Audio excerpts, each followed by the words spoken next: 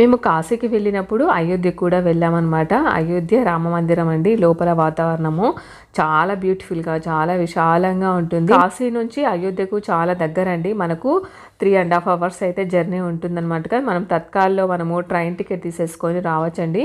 మన ట్రైన్ కూడా మనము బుక్ చేసుకోవాల్సిన అవసరం లేదు, ఎందుకంటే తక్కువ టైం పడుతుంది కాబట్టి మనకి ఎటువంటి ఇబ్బంది లేదు. అలాగే కాశీ నుంచి మనకు అయోధ్యకు చాలా ట్రైన్స్ అవైలబుల్గా ఉంటాయి, ఎటువంటి ఇబ్బంది అయితే ఉండదు. ఇంక ఇదంతా కూడా లోపల వాతావరణము చాలా బాగుందండి. ఇంకా వర్క్ అయితే నడుస్తుంది, కంప్లీట్ అయితే అవ్వలేదు. మనకు లోపల ఎటువంటి పూజలు అనేవి ఉండవు, ఒట్టి స్వామిని దర్శనం చేసుకొని రావడమే, అంటే బాలరాముని దర్శనం చేసుకొని రావడమే. మనకు త్వరగా అవ్వాలి అని అంటే మనకు 500 నుంచి 1000 వరకు టికెట్ అయితే ఉంటుంది, త్వరగా విఐపి దర్శనం కావాలి అని అంటే. అయోధ్యలో రామ మందిరంతో పాటు ఇంకా చాలా చూడవలసిన ప్లేసెస్ అయితే ఉన్నాయండి అయోధ్యలో. మనకు అయోధ్యకు దగ్గరగానే హనుమాన్ గడి అని ఒక దేవాలయం ఉంటుంది, ఆంజనేయ స్వామిది.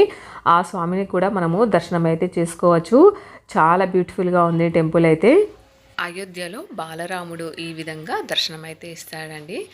జై శ్రీరామ్.